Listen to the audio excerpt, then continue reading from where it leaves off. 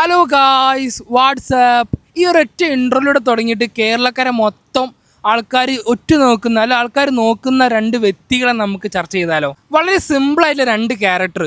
ജീവിതത്തിൽ ഇതുവരെ തിയേറ്ററിൽ പോയിട്ടില്ല, ജീവിതത്തിൽ ഇതുവരെ മന്തി കഴിച്ചിട്ടില്ല, ഇങ്ങനൊക്കെ ഓപ്പൺ ആയിട്ട് പറയുന്ന നോർമൽ ആയിട്ടുള്ള രണ്ട് വ്യക്തികൾ. Abhilash and Levin. ഇവരെ വീഡിയോസ് കാണാത്തവരായിട്ട് ആരും ഉണ്ടാവില്ല. നമ്മൾ എന്ത് വിഷമത്തിലാണെങ്കിലും ഇവരെ വീഡിയോസ് കാണുമ്പോൾ ഈ വിഷമങ്ങളൊന്നും ഒന്നും അല്ല എന്നുള്ള രീതിയിലേക്കാണ് നമ്മൾ ഇവരെ വീഡിയോസ് കാണുമ്പോൾ ഒരു പോസിറ്റീവ് എനർജിയാണ് കിട്ടുന്നത്. കാരണം ഇവരെ ഈ ഇവർക്ക് കനാലിൽ നിന്ന് വെള്ളം വരുന്നതും ആ വെള്ളത്തിലിരുന്ന് ബിരിയാണി കഴിക്കുന്നതും ഫുൾ വൈബാണ്. ഒരു പോസിറ്റീവ് എനർജിയാണ് ഇവരെ വീഡിയോസിൽ നമുക്ക് എപ്പോഴും കാണുന്നത്. ഇന്നത്തെ കാലത്ത് ലഹരിക്കും അടിമപ്പെട്ട് ആളുകളെ കൊല്ലുന്നത് ലഹരിയാക്കി മാറ്റുന്ന ഈ ഒരു സമൂഹത്തിൽ വേറിട്ടൊരു കാഴ്ച. കനാലിനെ ലഹരിയാക്കുന്നു, അവിടെ ഇരുന്നിട്ട് പരിപ്പൂട കഴിക്കുന്നു, ചായ കുടിക്കുന്നു, ക്രീം ബണ്ണ് കഴിക്കുന്നു, തണ്ണിമത്തം കഴിക്കുന്നു, ബിരിയാണി കഴിക്കുന്നു.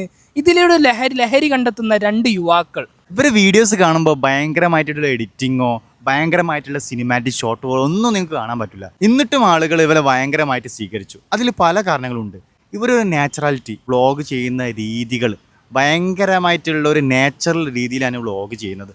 പറയാൻ മടികളില്ല. ഇവരെ കഷ്ടപ്പാടായാലും ബുദ്ധിമുട്ടായാലും നാച്ചുറലായിട്ട് ഇവർ ഒരു അഭിനയം കൂടാതെ, ഇപ്പം വ്ളോഗുകൾ എടുക്കുന്ന ആളുകളൊക്കെ ഒരു കർട്ടൻ്റെ പുറത്തായിരിക്കും.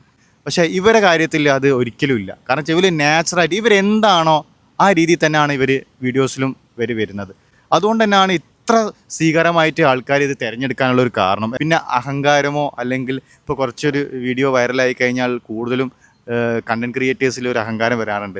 അങ്ങനത്തെ ഒരു രീതിയിലുള്ള ഒന്നും ഇവരിൽ കാണാൻ പറ്റുന്നില്ല. തിരക്കേറിയ ലൈഫിൽ സിറ്റിയിൽ ജീവിക്കുന്നവർക്കൊക്കെ ഇവരുടെ ഒരു കാഴ്ചകൾ ഭയങ്കരമായിട്ട് അക്സെപ്റ്റ് ചെയ്യാൻ പറ്റി. കാരണം നാച്ചുറൽ പ്ലേസ്, നല്ല അടിപൊളിയായിട്ടുള്ള കനാല്, ഈ ഒരു ഏരിയകളൊക്കെ ആളുകളിലൂടെ ഒരു നാച്ചുറലായിട്ട് അവതരിപ്പിച്ചപ്പോൾ ആൾക്കാർക്ക് ഭയങ്കരമായിട്ട് അക്സെപ്റ്റ് ചെയ്യാൻ പറ്റി. അതാണ് ഇവരുടെ ഒരു മികവ് അല്ലെങ്കിൽ ഇവരുടെ ഒരു സക്സസ് എന്ന് പറയുന്നത്. കനാലിൻ്റെ പേരെന്താണെന്നോ അല്ലെങ്കിൽ ആ വെള്ളം എവിടുന്ന് ഒഴുകി വരുന്നത്, എങ്ങോട്ട് പോകുന്നു, ഇതൊന്നും അവർക്ക് അറിഞ്ഞൂടാ.